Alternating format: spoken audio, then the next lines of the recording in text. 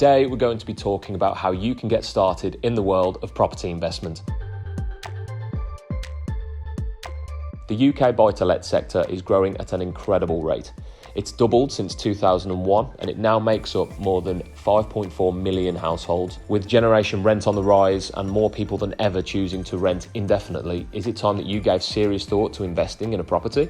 That's why we've created the ultimate guide to being a landlord. It's designed for people like you. It's designed for investors and landlords that either want to get started or take their investments to the next level. Covering everything from landlord responsibilities to how you can finance a property or even find the ideal tenant. It covers everything you need to know about the property investment journey. Don't forget, if you like what you see here, you can subscribe to our YouTube channel and you'll find a lot more content centered around property investment. Ready to get started? Let's run through the ultimate guide to being a landlord. As you might have guessed, getting started in property investment means finding your forever investment. And what this means is a lot of research. It might sound dull, but research is the deciding factor between success and failure in any type of investment. Within your research, you'll want to cover the following 4 steps, all of which ensure you get the fundamentals right. Number 1 is exploring the investment hotspots. Sounds simple enough, but you'd be surprised at how many people jump into an investment without a firm idea of where they should be investing. You want to get an understanding of the local market, which property types are renting, what's available in the area, and what's the common tenant demographic. Don't be afraid to speak to local letting agents at this point, as they'll have a good idea of the performance around the area. Number 2 is thinking about your ideal tenant. The cornerstone of any good investment is the tenant. They're the lifeblood of your investment and they'll ensure that you get a steady stream of rental income. Within your research, you've probably got a handle on the demographics you can expect within the area, so you'll understand what properties you should be considering. If you have a 3-bed house, for example, you'll want to focus on a totally different tenant than a 2-bed apartment in a city centre. Don't try and appeal to everyone, you'll just waste time and money. Number 3 is don't overstretch your budget. If there's one thing to remember in an investment, it's that you want to start efficiently and scale. This applies to all aspects of the development. Make sure you perform your due diligence, calculate any financial projections, set budgets, and don't be afraid to shop around for the best deals on any services you may require. Also, don't be afraid to set financial goals. These small milestones can build up to bigger wins that can help you make decisions along the investment process. Number 4, understand what being a landlord entails. While it may seem easy in theory, there's a lot of considerations for landlords to take into account before you jump in. Both landlord and tenant laws change frequently, so it's important to maintain your research to ensure you're always on the right side of the law. At the same time, you want to make sure that you understand the rights that your tenant has and what rights you have, so you can keep yourself safe further down the line. A step that many landlords don't really consider at the start of their journey is how to finance an investment. Yes, you might understand that you need a buy-to-let mortgage, but there are a lot of different products out there and it's important to find the one that suits you.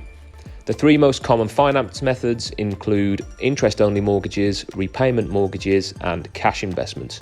Repayment mortgages are the type of mortgage that require an investor to pay back both their capital and the interest during the mortgage term. While this means they don't pay the outstanding balance at the end, it does result in higher monthly payments. The most popular financing option is probably the interest-only mortgage, which means that investors pay off the interest on the mortgage each month but don't pay off the loan. This is left until the end of the repayment period. Month-to-month payments are typically lower but offer more rental returns each month and thus flexibility. Cash investments are the final finance option and they're relatively simple. You pay up front with cash. This is usually chosen by those that are cash rich and it's well suited for investors that want immediate passive income. Typically, this option is for those that have a lump sum earmarked and they want to use the property to instantly generate income. While you're working out your financing, it's important to remember that there are several costs that come with your property investment that you might not really realise at the outset. While a mortgage is an obvious one, there are other associated costs that it's important to factor into your investment planning. The first thing to consider is buy-to-let mortgage costs. This is probably going to be your largest outgoing each month. Then you'll need to consider property maintenance costs. While there's no hard and fast rule associated with maintenance costs, on average you can expect around 5% of your monthly expenses to be taken up by repairs or maintenance.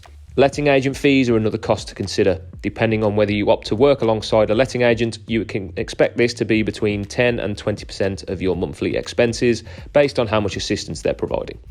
Typically, your letting agent will find tenants, collect rent, and deal with tenants' problems, so this usually depends on how hands-on you're looking to be. Finally, landlord insurance.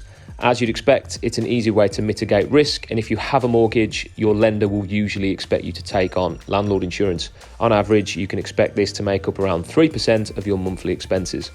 Costs vary depending on where the property is, the type of property, and the level of cover you require. As a professional buy-to-let landlord, you have a number of responsibilities, both legal and ethical, that need to be followed during the process. While not all of these are mandatory, if you follow the fundamentals, you'll put yourself in a great stead going forward and can mitigate issues further down the line. The first is tenancy agreements. You may hear of several different types of tenancy agreement, but the most common is the Assured Short Hold Tenancy, or AST. This is a contract that gives the tenant the legal right to live in the property, and that can be over a fixed period or a rolling contract. Another legal requirement is ensuring the tenant's deposit is placed in a protection scheme within 30 days of the tenancy agreement starting. There are 3 tenancy deposit schemes in England and Wales which all perform the same basic function. It's just up to you which you choose. So on top of the tenancy and deposit protection, there are several other legal responsibilities you must undertake, all largely relating to the property itself. You must ensure the property has an energy performance certificate, protect the tenant's deposit in a government-approved scheme, have gas, fire and electrical appliance safety certificates, and draw up a suitable tenancy agreement. You'll also need to consider the amount of rent you can charge. The amount is based on many different elements, including external market trends, but while there's no guarantees around rental income, you can find forecasts based on local averages and past performance. Finally, the rental property must be fit for human habitation, which means it must not hit any of the following criteria. So you've found your ideal location and you have a budget in place. Now it's time to find the cornerstone of your investment, and that's the tenant. You might have an idea of a tenant that you're looking for, a demographic that you want to target. It all comes down to your strategy.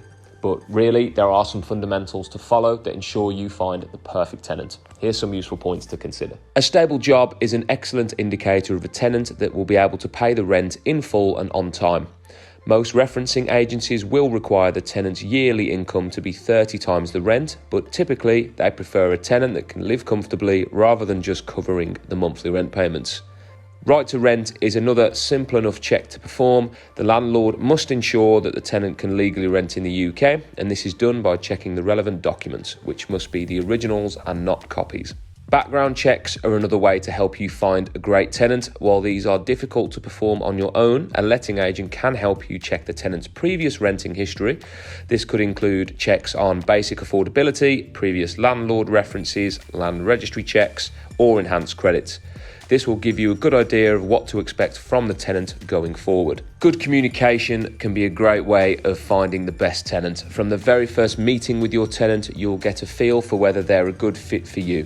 If you encourage openness from the beginning, you can also ensure that tenants report problems early, which can be incredibly beneficial for stopping problems before they escalate. Finally, void periods are the death of any investment, which means finding a long-term renter can easily mitigate challenges going forward.